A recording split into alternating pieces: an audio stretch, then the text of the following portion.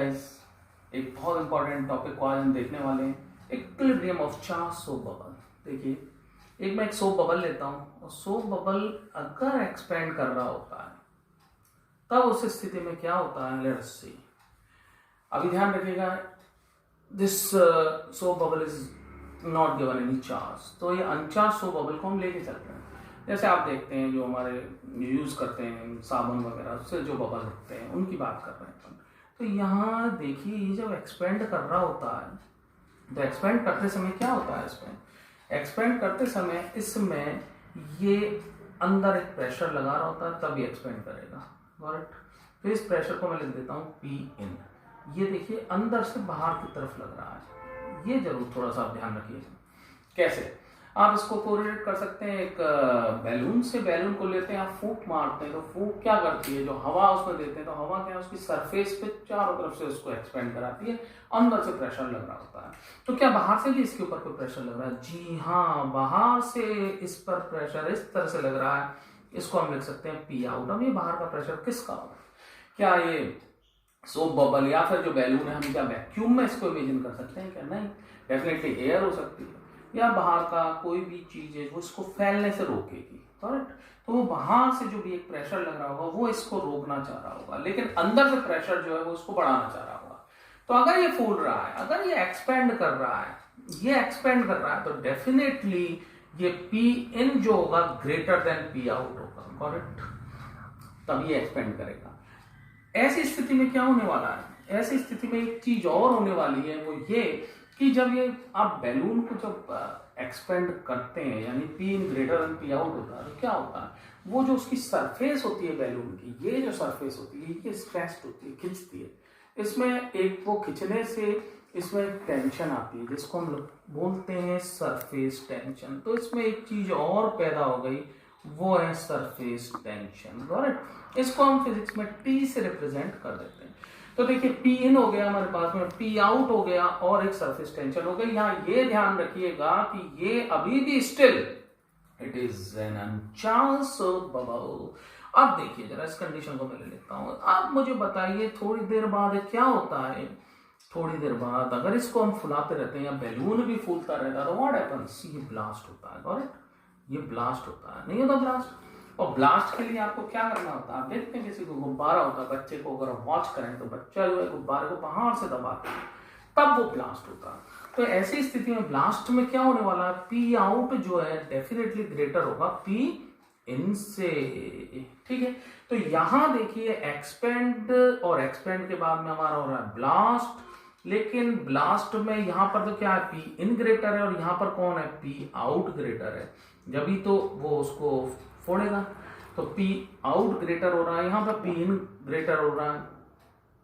तो इसका मतलब डेफिनेटली एक कंडीशन ऐसी आने वाली है जहां पर ये दोनों बराबर होंगे, P in is equals to P out. इसको आप इमेजिन करके देखिए, होता क्या है, जैसे ये सोप बबल या गुब्बारा फुलाते जा रहे हैं, फुलाते जा रहे हैं, फुलाते जा रहे हैं, फुलाते जा रहे हैं, फूटने से पहले इसकी फूलने की एक सीमा होगी, नहीं होगी फूलने की सीमा। तो ये फूलने की सीमा, उससे आगे ये नहीं फूलेगा, और उससे आगे क्या होगा कि वो पी इन कम हो जाएगा और पी आउट जो है बड़ा हो जाएगा। आप पी इन फूंक देना बंद कर देंगे, आपकी फूंक कम जाएगी उसमें, तो अंदर का प्रेशर कम हो जाएगा, बाहर का प्रेशर ज्यादा हो जाएगा। तो यानी कि जो पी आउट से ग्रेटर देन से पहले कंडीशन आएगी P in is equal to P out, ये हमारी बड़ी जबरदस्त काम की कंडीशन है। इसी कंडीशन पर हमें वर्क करना है। अब जरा इस कंडीशन को लेता हूं मैं कि ये एक्सपेंड कर रहा है। अगर ये जो हमारा सोप बबल है ये एक्सपेंड कर रहा है, तो definitely P in minus P out में से कौन बड़ा होगा? आप जान गए, P in should be greater than P out. तो ये जो डिफरेंस होगा, ये इसको हम बोलते हैं पी एक्सेस, यानी कि एक्सेस प्रेशर। ये एक्सेस प्रेशर ही इसको फुलाने का काम कर रहा है। तो ये पी एक्सेस जो है, ये पी एक्सेस, अगर आपको याद हो 11th में हमने इसको ड्राइव किया हुआ है, पी एक्सेस जो होता है in terms of surface tension. अगर याद नहीं, आप कहीं सर भूल गए तो कोई दिक्कत नहीं है, अब याद रख लीजिए। पी एक्सेस जो निकल के आता है वो आता है 40/R। ये हमें अभी फिलहाल इसको याद रखना है, इसको ड्राइव करते समय।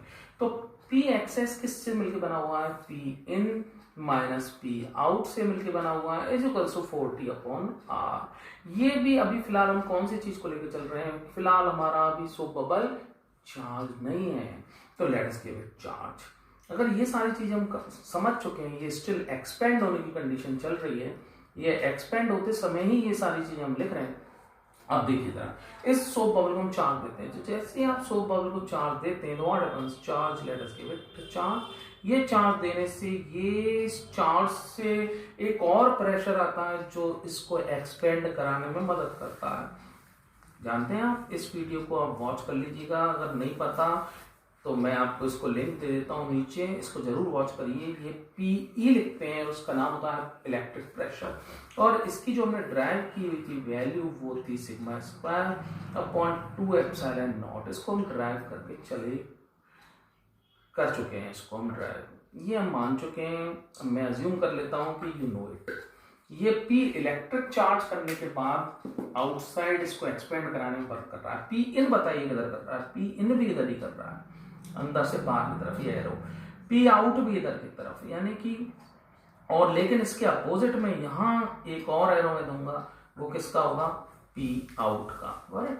तो इस इक्वेशन को अगर ये हमारे पास में होता है, यानी चार्ज सोप बबल होता है, तो इस इक्वेशन में बस एक फर्क और आता है इसका। तो इस इक्वेशन में मैं इसको लिख देता हूं further, P in minus P out plus PE is equals to 40/r। अब ये जरा देखिए, मैंने इस पर प्लस साइन क्यों लगाया, क्योंकि यहाँ P इन जो है हमारा बाहर की तरफ कर रहा है, ये भी जो हमारा P जो E है ये भी बाहर की तरफ वर्क कर रहा है, दोनों एक ही दिशा में काम कर रहे थे, दोनों जुड़ के आएंगे, इसलिए मैंने दोनों को ऐड कर दिया। ये क्योंकि अपोजिट है, इसको मैंने सब्ट्रैक्ट के निशान के साथ में लिख दिया, करेक्ट। ये अभी भी कौन सी कंडीशन लिखी है हमने, एक्सपेंड की।